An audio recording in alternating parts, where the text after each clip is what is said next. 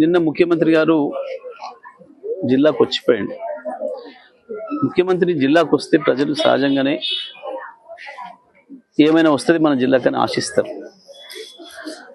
కానీ ఏమి రాలా, మళ్ళీ అవే బూతులు,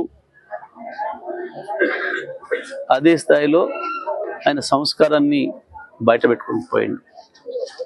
అతి నీచంగా ముఖ్యమంత్రి అంతకుముందు వాస్తవానికి ఆయనకు ఆ స్థాయి లేదు, ఆ సంస్కారం కూడా లేదు. కానీ ముఖ్యమంత్రి అయిన తర్వాతనన్నా నేర్చుకోవాల్సి ఉండే, కొంతనన్నా విఘ్నత ప్రదర్శించాల్సి ఉండే. కానీ 2 ఏళ్ల నుంచి రోజు రోజుకు పెరిగిపోతుంది తప్ప ఆ సంస్కారహీనత ఏమాత్రం మనుషులు మార్పు కనబడడం లేదు. నిజంగా 5 రోజులు నేను హార్వర్డ్ పోయించిన అన్నాడు. సరే, ఇప్పుడైనా బుద్ధి వస్తుందేమో, అక్కడ దేశాలలో కూడా కనబడతారు కదా అనుకున్నాం. కానీ అక్కడికి పోయి మరి ఏ భాషలో నేర్చుకొని వచ్చాడో కానీ ఇంకా అంతకంటే అధ్వానమైన హీనమైన భాషలో నేను మాట్లాడాను.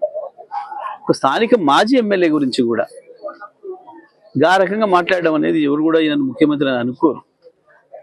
ఇక కేసీఆర్ గురించి వెళ్ళి మాట్లాడడానికి ఆయనకి ఏం అర్హత లేదు. లేని అంశాలను చర్చకు తెచ్చి ప్రజల అసలు సమస్యల్ని పక్కదారి పట్టించడానికి చేసే ప్రయత్నం ఇది. ఈ చిల్లర ప్రయత్నంలో భాగంగానే నేను అక్కడికి వచ్చిపోయాను. వాస్తవానికి ఒకవైపు ఎన్నికలు జరుగుతున్నప్పుడు ఆయన ఎన్నికల ప్రచారాలు కాకుండా శంకుస్థాపనలు పెట్టుకోవడమే ఒక అనైతికమైన విషయం, అది రాజ్యాంగ వ్యతిరేకమైన విషయం. అయినప్పటికీ కూడా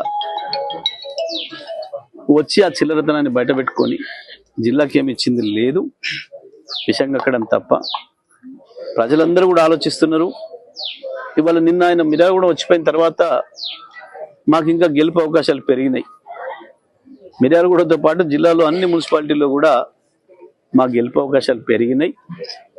ముఖ్యమంత్రి ఇట్లనే ఇంకా 4 చోట్ల ఇట్లనే మాట్లాడొస్తే తప్పకుండా ప్రజలు చీకొట్టడం ఖాయం. రాష్ట్ర మంత్రులు కూడా బీఆర్ఎస్ పార్టీకి పట్టం కట్టడం ఖాయం.